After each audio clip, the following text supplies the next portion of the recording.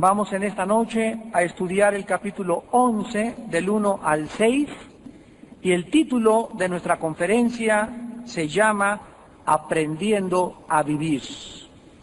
Aprendiendo a vivir. Dice Eclesiastés 11 del 1 al 6, echa tu pan sobre las aguas, porque después de muchos días lo hallarás. Reparte a 7 y aún a 8, porque no sabes el mal que vendrá sobre la tierra. Si las nubes fueren llenas de agua, sobre la tierra la derramarán. Y si el árbol cayere al sur o al norte, en el lugar que el árbol cayere, allí quedará. El que al viento observa, no sembrará, y el que mira a las nubes, no segará. Como tú no sabes cuál es el camino del viento, o cómo crecen los huesos en el vientre de la mujer encinta, así ignoras la obra de Dios, el cual hace todas las cosas. Por la mañana siembra tu semilla, y a la tarde no dejes reposar tu mano, porque no sabes cuál es lo mejor, si esto o aquello, o si lo uno y lo otro es igualmente bueno. Ustedes saben que vivir es un arte. Mucha gente no vive. La mayor parte de la gente solo existe. Y hay una grande diferencia entre venir a la vida, nacer, pasar por la vida, estudiar, casarte, trabajar, hacer dinero, tu familia y morir y pasar por esta vida, la cual no es nuestro destino. Repito, este planeta no es nuestro destino, vamos solamente como viajeros. La Biblia quiere que comencemos a cobrar conciencia que vamos de paso por esta vida tan corta que a lo mucho muchos llegan a los 80, 90 años de edad. Entonces vamos de paso nada más. Y si a eso le agregas que durante toda tu vida nunca conociste a Dios ni descubriste el secreto para vivir, la Biblia dice en varios libros que muchos seres humanos son semejantes a los animales. Que tú ves a la vaca todo el día, lo único que hace está parada, rumía, come y come, duerme y a dormir y a comer, a dormir y a comer. Como todos los animales luchan por sobrevivir, los leones matan y comen y se duermen y no hay absolutamente fuera de eso ninguna conciencia de ellos, del universo. No pueden los animales ni los conejos hacer una reunión para adorar a Dios. No trasciende su comprensión y su entendimiento el mundo físico que les rodea. Y es triste vivir de esta manera y lo vamos a aprender a continuación. Mucha gente también ha confundido y ha tergiversado el verdadero cristianismo tratando de propagar una imagen distorsionada de la voluntad de Dios para nuestra vida. Este tipo de personas piensan de la siguiente manera: no, el cristianismo es algo aburrido, y como es algo aburrido, yo no quiero entrar ahí. Tal vez porque estas opiniones son antibíblicas, muchos cristianos viven aburridos. De veras, tienen unas caras muy tantos cristianos tan largas y tan aburridos, sin gozo, sin nada, bajo el tedio y la rutina del trabajo diario, nunca haciendo nada diferente, siempre en la misma rutina, día y noche. Las buenas noticias que esta noche tiene para ustedes la Biblia es que no tienes por qué vivir bajo esas circunstancias. El Señor tiene otro tipo de vida para cada uno de nosotros. Cristo dijo en Juan 10:10, he venido para que tengan vida. Pero Él no se quedó ahí. Dijo, y vida en abundancia.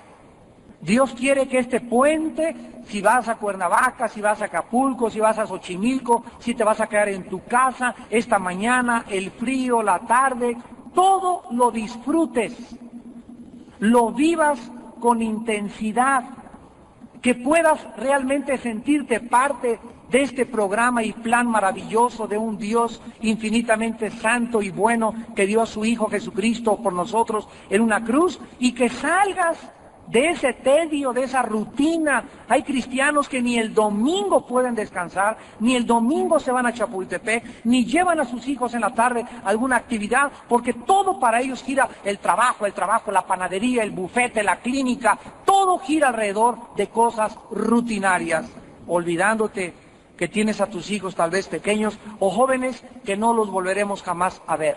Los hijos crecen así, rapidísimo, y no volvemos a tener las mismas oportunidades con ellos. Este plan divino contenido en esta conferencia esta noche nos va a enseñar a tomarle gusto a la vida y a todo lo que nos ofrece.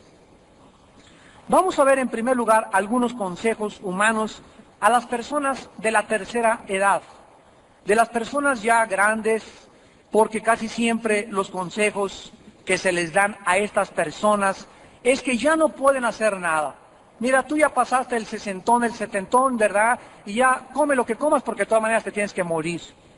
Y sabes una cosa, que ya no gastes mucho dinero porque posiblemente se te pueda acabar.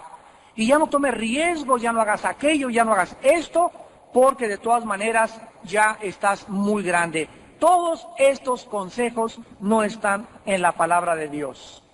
Si nosotros leemos Deuteronomio 34:7, encontraremos que Moisés a los 120 años se nos hace una revelación extraordinaria.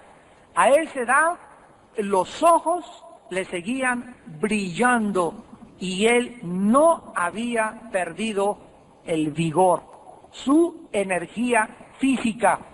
Aunque te puedas ver en el espejo todo despellejándote, lleno de arrugas y sin pelo y lo que sea, interiormente dice la Biblia que este motor, este espíritu que Dios ha puesto, nos puede mantener si le echamos gasolina.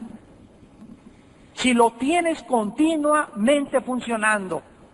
Y el combustible para el espíritu es la palabra de Dios. Una persona que llega a la edad o a la tercera edad y que ya no tiene visión de la vida, que ya no tiene, ya alcancé todo, pues, y vive en el pasado, en lo que yo fui, cuando fui general, cuando fui presidente de la República, cuando fui gobernador, cuando fui presidente de negocio, y el pasado, y ellos creen que ya no hay nada nuevo hacia adelante. No podemos, como cristianos, tener esta actitud a la vida. Tenemos que siempre que amanezca a los 75 años de edad, a los 80 años de edad, estar lleno de ideas y de visiones y de planes y de qué voy a hacer, y me voy a correr a los 75 años de edad y hacer ejercicio y voy a comer puras verduras y quiero llegar a los 90 y quiero tener salud y yo sé que mi salud está en relación con lo que yo como y con lo que yo respiro. Y si tú mantienes estas ideas y esta actitud hacia la vida, Dios te bendice. Dios te bendice. La mayor parte de las personas enfermas, la mayor parte, cuando no es por alguna causa orgánica, es por lo que comen. La mayor parte de las enfermedades es por nuestra mala y pésima alimentación. Y Dios ya no se hace responsable de nuestro cuerpo cuando nosotros abandonamos nuestra responsabilidad de mantener nuestro cuerpo en excelentes condiciones físicas, escogiendo, ya no comiendo lo que te sirven, escogiendo esto sí, esto no, esto sí, esto no, esto tiene colesterol, esto está muy grasoso, este queso tiene, voy a buscar uno light, etcétera, etcétera. ¿Para qué? Porque quiero vivir, quiero tener energía, quiero llegar a los 80, 90 años de edad con salud. Y eso Dios, repito, no puede meterse, porque Él nos dice, presenten sus cuerpos, Romanos 12:1, en sacrificio vivo. Y eso nos corresponde a nosotros. Las últimas dos secciones que estudiamos de Salomón, las podemos resumir en esta frase: gózate de la vida. Fíjense qué fíjense lo que le estoy diciendo, al contrario de las ideas religiosas que nos habían puesto de que el cristiano tiene que ser así, con la cara de Santo Tomás de Aquino, y con esas fotos, y hermanito, cómo está y todo, al contrario de toda esta actitud falsa que no está en la Biblia, como dice Pablo en el Nuevo Testamento en Filipenses 4:4, gócense, gócense, gócense, ríanse lo más que puedan en la vida. Mantengan ese espíritu y ese gozo interno en su corazón. La Biblia nos muestra que debemos de cambiar nuestra aburrición y tedio en una vida emocionante y contagiosa, donde hemos descubierto el secreto de la vida y no tenemos ya por qué estar aburridos y con el tedio y la rutina. No tiene por qué ser así, porque Cristo vino a darnos vida y vida en abundante. Dice Eclesiastés 11, versículo 1 para comenzar: echa tu pan sobre las aguas, porque después de muchos días lo hallarás. Aquí, en lugar de vivir preocupados y con temor, se nos está diciendo que nos entreguemos a los demás, que nos entreguemos a la gente. Podemos traducir este versículo: date a ti mismo generosamente, porque eventualmente serás recompensado. El aventar un pan sobre un río es creer que ese pan jamás ya va a volver a regresar. Y cuando dice que después de muchos días lo hallarás, es una imposibilidad física. Sin embargo, Dios me dice: da esto y lo vas a hallar. Pero ¿cómo? Si aviento el pan y el río se va y tiene una corriente, ¿cómo el río jamás regresa? Se va al mar y desemboca al mar. Yo te digo, dice Dios, que todo lo que eches realmente lo vas a hallar con el tiempo, porque lo que siembras, recoges. Esto es lo contrario de vivir una vida de avaricia, de codicia, siempre preocupado, de no recibir, de vivir en el temor, de ser defraudado. ¿Esto le llamas vida? ¿Le llamas a eso vivir? Debemos siempre estar buscando la forma de invertir nuestra vida en la gente. La mayor parte de los psiquiatras en el mundo están de acuerdo en que las personas más miserables de esta vida son las personas que viven para sí mismas. Las personas que siempre están pensando en sus enfermedades, en sus problemas, en sus angustias. Ay, me hicieron cara de fuchi, ya no me quieren, me despreciaron, siempre están lastimadas, todo les ofende, no hay absolutamente nada en la vida, porque están concentradas en sí mismas y no se acuerdan que a Jesucristo se le llamó varón de dolores, experimentado en quebranto.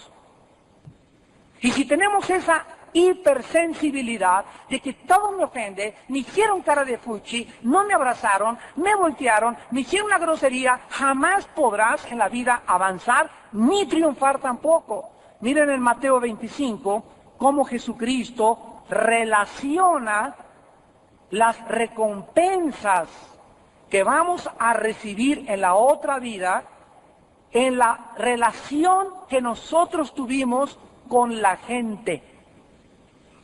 Repito, cuando llegues al cielo, Jesucristo tendrá recompensas para ti y para mí.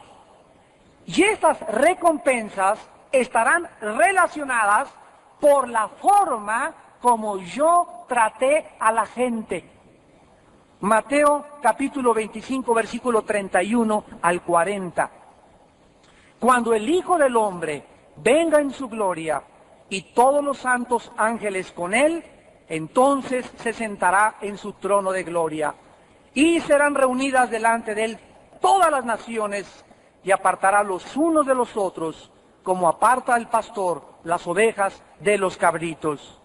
Y pondrá las ovejas a su derecha y a los cabritos a su izquierda. Entonces el rey dirá a los de su derecha: vengan, benditos de mi Padre, heredar el reino preparado para ustedes desde la fundación del mundo, porque tuve hambre y me dieron de comer, tuve sed y me dieron de beber. Fui forastero y me recogieron.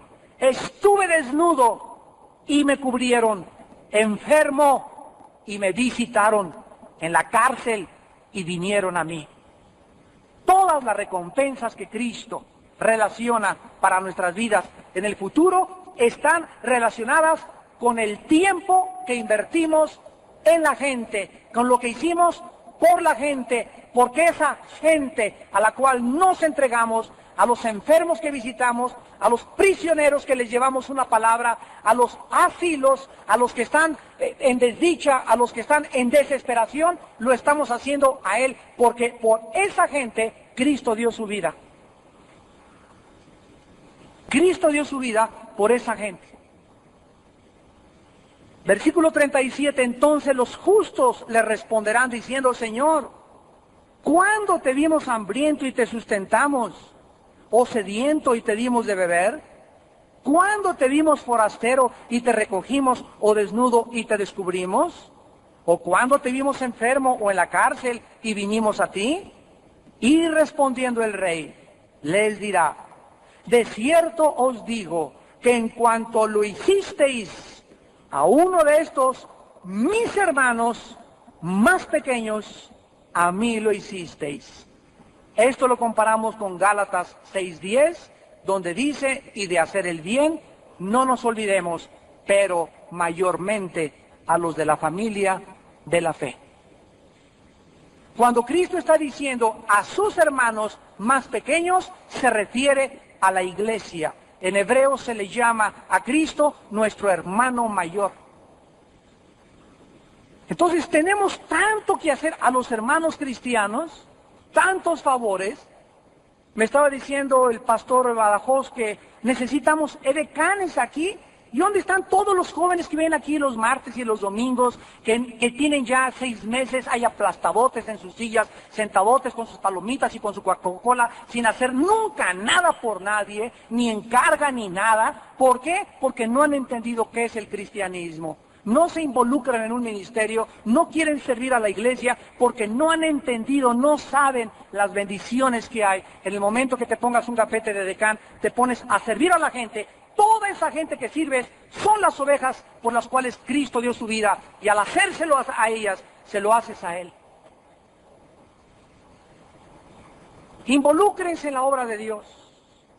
Involúcrense en la obra de Dios. Sirvan a la gente. El hermano pastor Siragüen Carmona lo operaron al pobre de la apendicitis y me dice, me vinieron a ver si puedo contar 15 personas. No lo dijo con amargura, fueron muchas. En 3 días que estuvo en el hospital. ¿No es triste esto? ¿No es triste esto? ¿No es para que nos parte el corazón a la mitad? Que haya tanta ingratitud en el pueblo de Dios.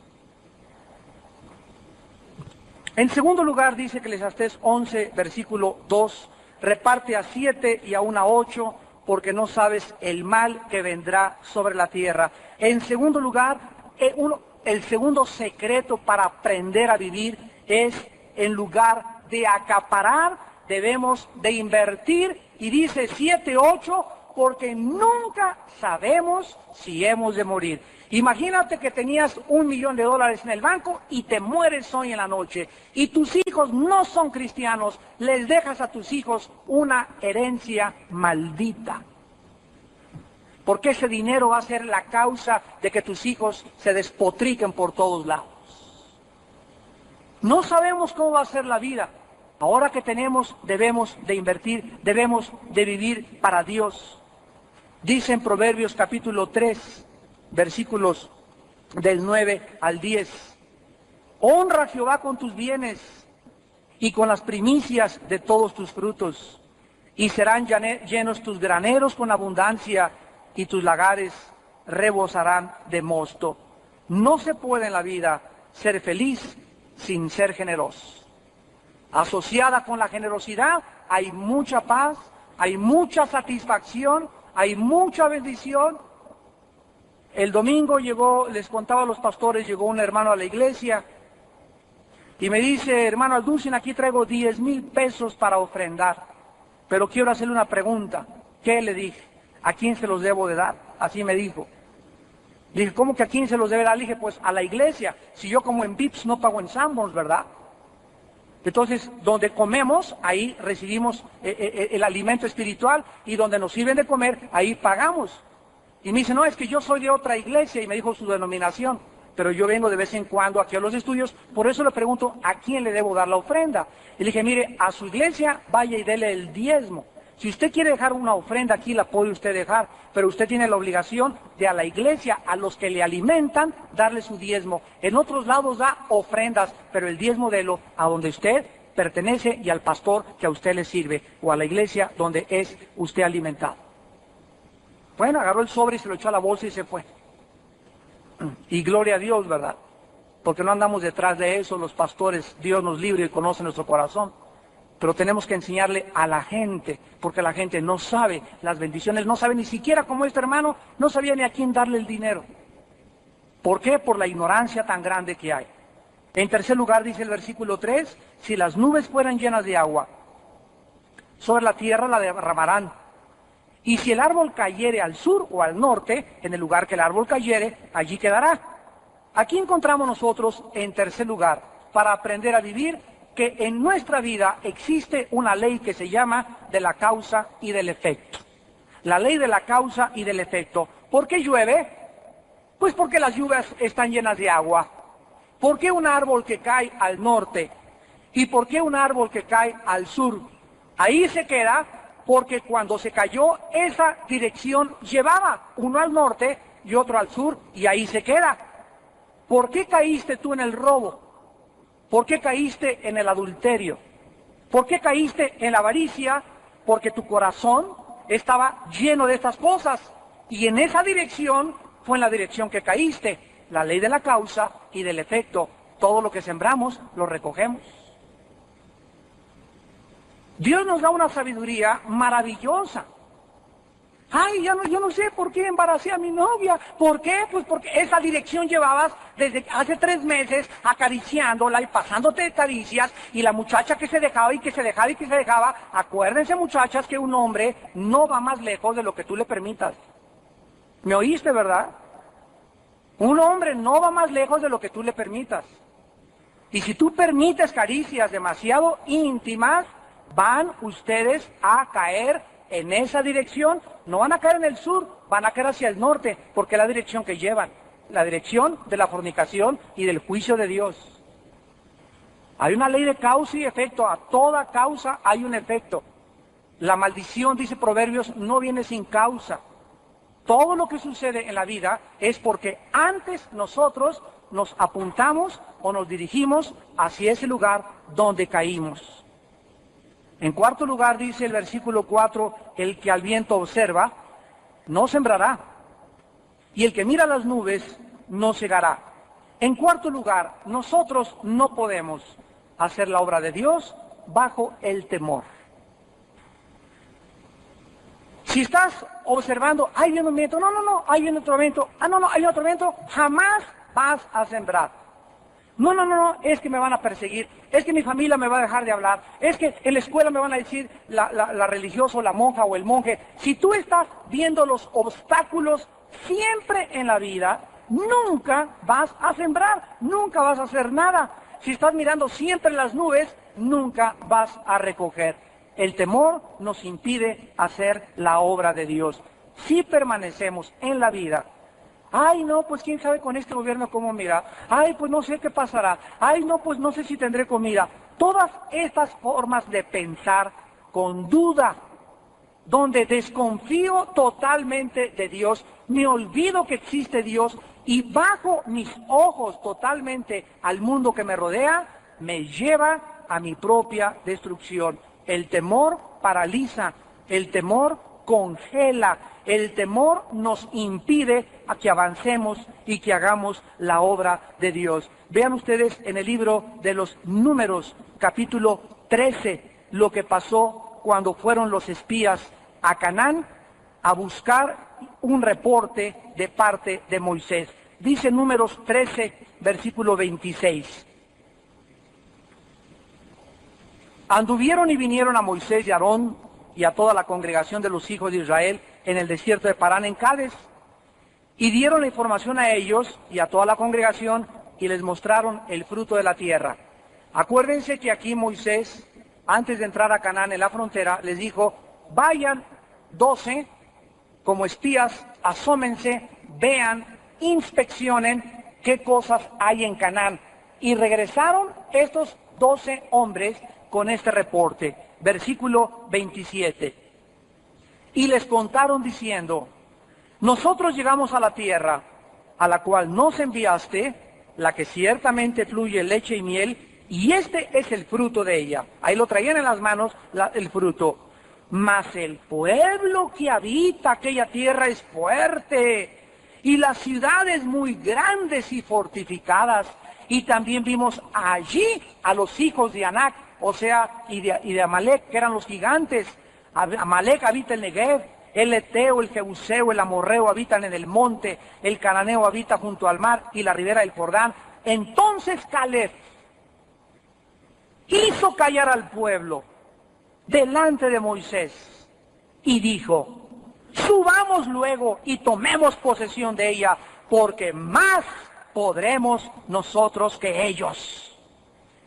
Al contrario de los 10 hombres, no, si hay frutos, si hay leche y miel, pero hay gigantes, hay obstáculos. Estos 10 hombres vieron los obstáculos, vieron las nubes, vieron los vientos y no pudieron entrar a Canaán. Caleb llegó y dijo, claro que sí podemos. Y dice el versículo 31, mas los varones que subieron con él dijeron, no podremos subir contra aquel pueblo, porque es más fuerte que nosotros. Y vemos nosotros en Números capítulo 14, en el siguiente capítulo, versículo 24, lo que Dios dice de Caleb. Números 14, 24. Pero a mi siervo Caleb, por cuanto hubo en él otro espíritu, y decidió, hizo su decisión, hizo su elección de ir en pos de mí, yo le meteré en la tierra donde entró y su descendencia la tendré en posesión. ¿Cuál fue la diferencia entre los 10 y Caleb y Josué, que más adelante entró con Caleb? El espíritu dentro de sus vidas. ¿Qué espíritu hay dentro de ti? Dice en 2 Timoteo 2, 5 en adelante, Dios no nos ha dado un espíritu de temor. Nos ha dado un espíritu de valor, de poder y dominio propio. Si yo tengo el Espíritu de Dios en mi vida, no veré a Goliat, no veré los obstáculos, no veré la inflación, no veré cómo anda la bolsa de Londres o la bolsa de Nueva York, no veré los problemas del clima, no veré nada, veré a aquel que dice, estoy contigo todos los días hasta el fin del mundo. Esfuérzate y sé valiente, dice el Señor. Porque si tú no tienes este espíritu de guerrero, espíritu de lucha, y siempre irás en tu vida, no se puede, esto es muy difícil, siempre vivirás en la mediocridad, siempre vivirás estancado, nunca podrás avanzar, nunca vencerás tus complejos. Ay, estoy muy fea, ay, no la hago, soy muy bruto desde chiquito, soy muy menso. Si sigues tú con esos pensamientos y con esa actitud, no vas a hacer la obra de Dios. Porque para hacer la obra de Dios se necesitan guerreros. Se necesitan hombres que arrebaten el reino de Dios. Hombres que vean y que no sean influenciados ni amedrentados por absolutamente nada de las cosas que les rodean.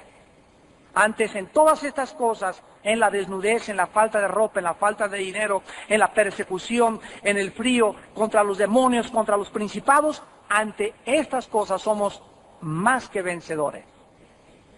Porque nadie nos podrá separar del amor de Cristo.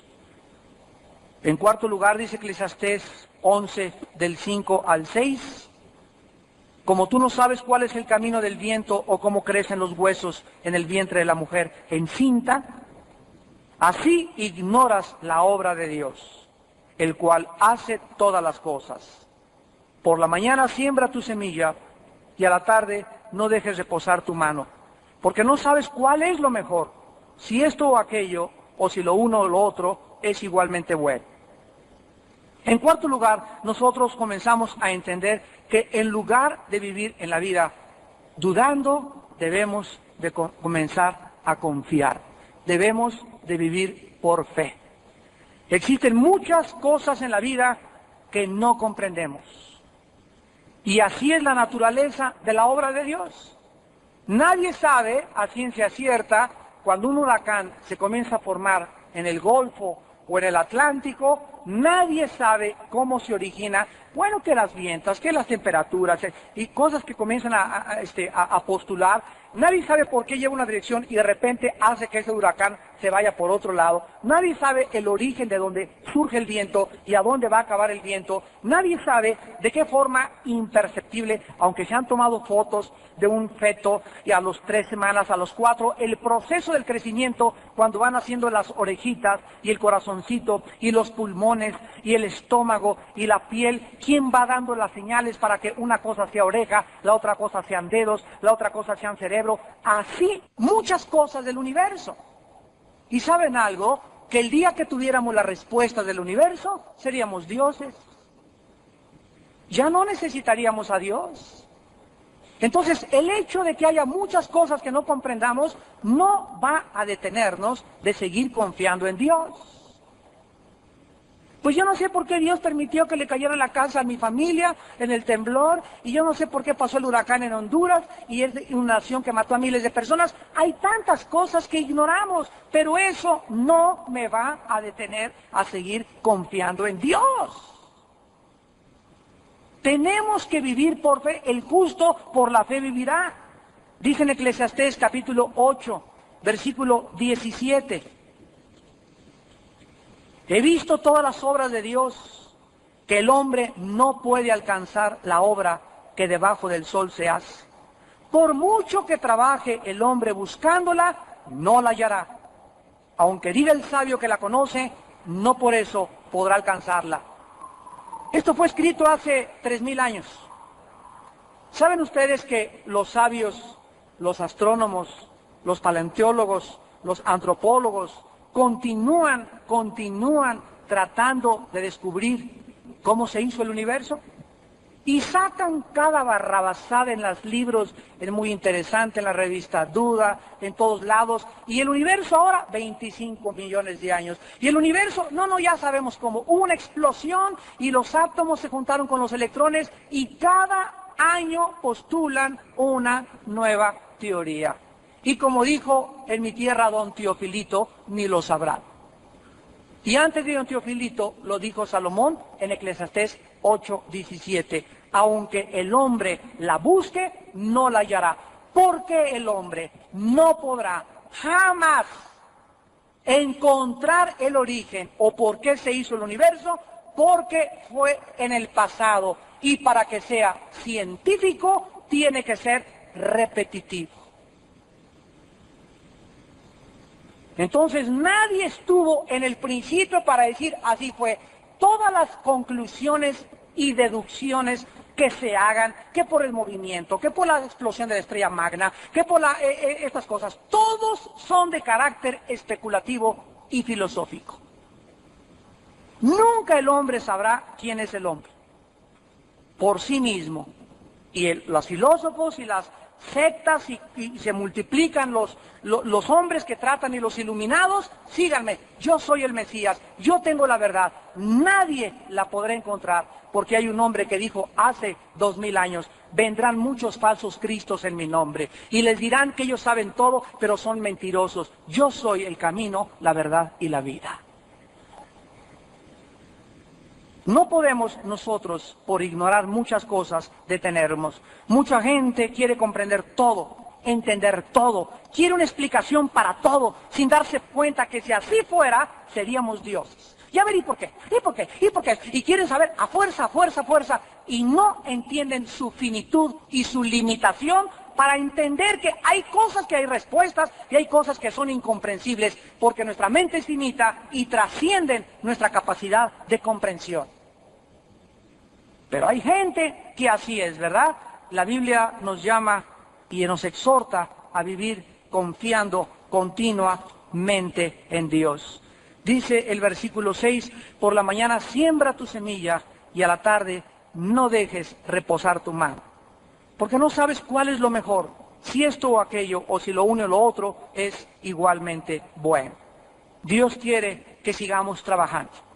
Y que sigamos trabajando y que no nos demos descanso y no dejemos de hacer el bien. Porque a su tiempo segaremos si no desmayamos.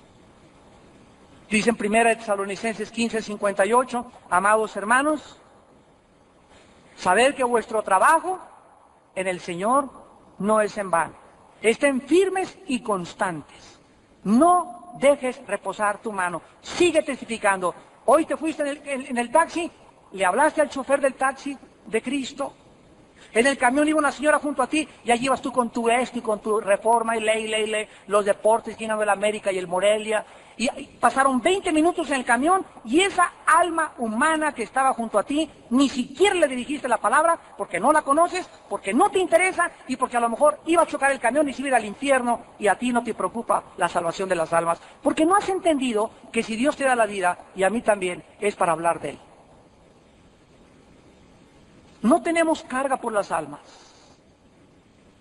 Hechos 1:8, recibirán poder cuando haya venido sobre ustedes el Espíritu Santo y me serán testigos. ¿Eres testigo? No. ¿Porque no tienes poder? No. ¿Por qué? Porque no tienes al Espíritu de Dios. Es tiempo que comencemos a reevaluar nuestro cristianismo y nuestra verdadera misión en esta tierra. Quiero terminar con algunos retos que te pueden ayudar a aprender a vivir. Número 1. No temas entregarle tu vida a Dios totalmente.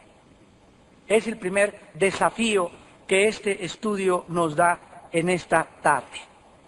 En la segunda carta de Pedro, capítulo 1, versículo 10, el apóstol lo dice con estas palabras: por lo cual, hermanos, tanto más procurar hacer firme vuestra vocación y elección, porque haciendo estas cosas no caeréis jamás.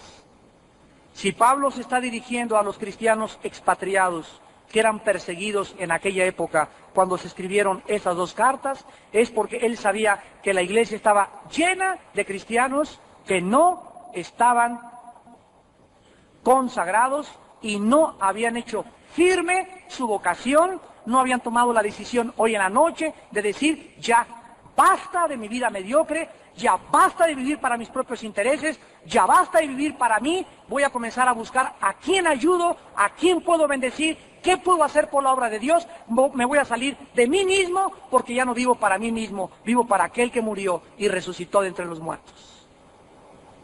Ya basta de mi carnalidad, ya basta, Pancho, que cada vez salimos me estés manoseando y me estés besando y que sea lo único que quieres para mí, mi cuerpo. Ya basta, vamos a orar, vamos a entregar nuestras vidas al Señor y vamos a ser santos. Ya basta de pecar. Tienes que estar cansado de tu pecado para decir: ya basta de este cigarro, ya basta de traer videos pornográficos, ya basta de mirar otras mujeres y hacerme ilusiones babosas con otras mujeres que no son mi esposa, con otros hombres que no son mi esposa. Ya basta.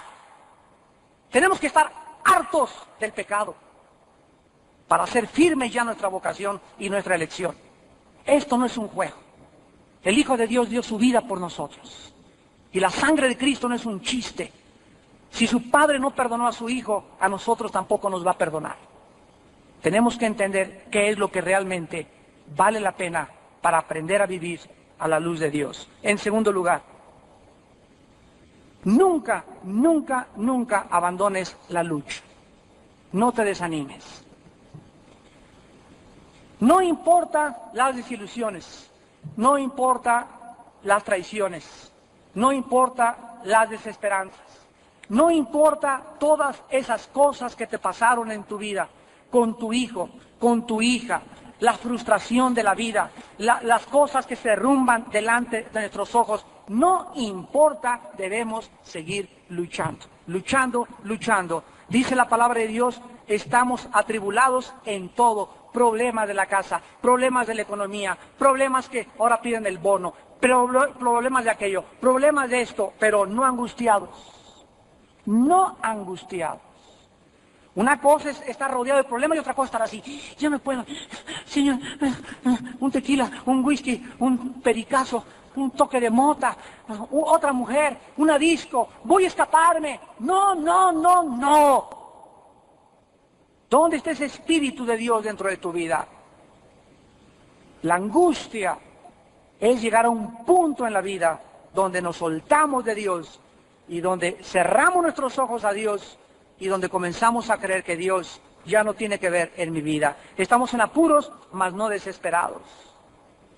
No importa qué urgencia tengas que pagar, y no importa qué tanto tengas para pagar, escribir a tus hijos, y no importa qué tanto tengas que pagar esa letra, no te desesperes, tranquilino, pino cocolino. Tranquilo. Ni ecuanil, nada de ecuanil. Un chocho, nada de chocho. Cálmese. Cae de rodillas. Por nada estén afanados. Filipenses 4, 6 y 7. Por nada estén afanados. ¿Qué es por nada? ¿Perdón? No haya, nada es nada. No hay ninguna circunstancia de la vida que pueda quitarme mi paz, mi seguridad, mi confianza y mi tranquilidad en aquel que me dijo, estoy contigo todos los días hasta el fin. Y en cuanto la angustia venga y en cuanto algo me venga a quitar esa paz y yo vea que ya estoy perdiendo la tranquilidad, dice en Filipenses 4, 6 y 7, híncate. Híncate. Sean conocidas vuestras peticiones delante de Dios en oración, ruego y súplica. Y la paz de Dios, que sobrepasa, la paz de Dios no se puede comprender, la paz de Dios no se puede meter en un laboratorio de ensayo, la paz de Dios sobrepasa el entendimiento humano. Esa paz guardará mis pensamientos y mi corazón en Cristo Jesús.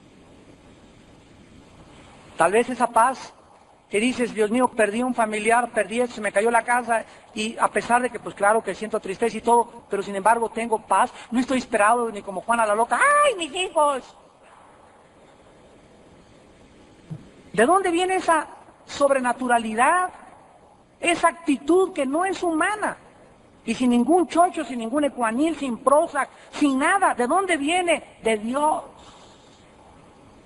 ¿La has experimentado tú en tu vida? Hermanos en Cristo, que nada les quite su paz en la vida. ¿Ustedes creen que es vivir así? Con apuros, con desesperación. Ya llevas 10 años angustiada, 8 años angustiado, se te murió un pariente hace 5 años y sigues llorándolo y sigues de negro. Por favor, no es justo. Tienes que seguir viviendo, tienes que enfrentar la vida, tienes que ser realista, tienes que ser objetivo, tienes que ser madura. La vida es la vida y tenemos que, no es un hueso, ni es Aladino, ni es Caperucita Roja, es algo difícil sin Dios. Pero con Él todo lo podremos hacer. Separados de Él, nada podremos hacer. Y en tercero y último lugar, vivamos siempre alertas ante el ataque del enemigo en tiempos de inactividad. Las vacaciones son días muy peligrosos, porque nos olvidamos en las vacaciones de Dios. Nos levantamos y a la playa, vamos a la playa, caliente el sol, chaca, chaca, chaca, vamos el coco frío y la limonada y el helate y vamos al golfito en la tarde y al cine. Qué bueno que hagas tú y diviértete, pero acuérdate que al levantarte en la mañana es Dios primero. Padre Santo, a ver, vénganse mis hijos, vénganse mis nenes, vamos a hacer un círculo aquí en el hotel, aquí en el campo donde estemos echándonos la torta. Padre, gracias, te bendecimos, guárdanos en este día, te recordamos en este día, Padre, y al acostarnos si podemos y recordamos tener otro devocional con el Señor. No, alma mía, bendice a Jehová, no te olvides de ninguno de sus beneficios. Salmo 103. No permitamos que en esos tiempos el enemigo nos ataque. Primera de Pedro 5, 7 y 8. Velad y orad porque vuestro adversario, el diablo, especialmente en los puentes, anda buscando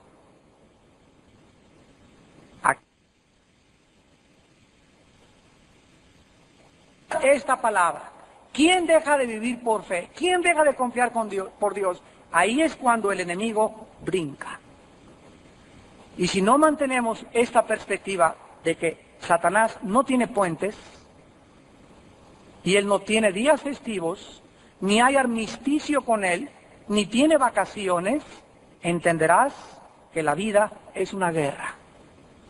Y tenemos que pelear esta buena batalla para poder en el día de la coronación saber que tenemos firme la corona de justicia, el cual Dios entregará a todos aquellos que aman su venida. Y todos los que aman su venida y tienen esta esperanza, se purifican a sí mismos, así como Él también es puro. Oremos, puro, oremos, puro, oremos, puro, oremos, puro, oremos, puro.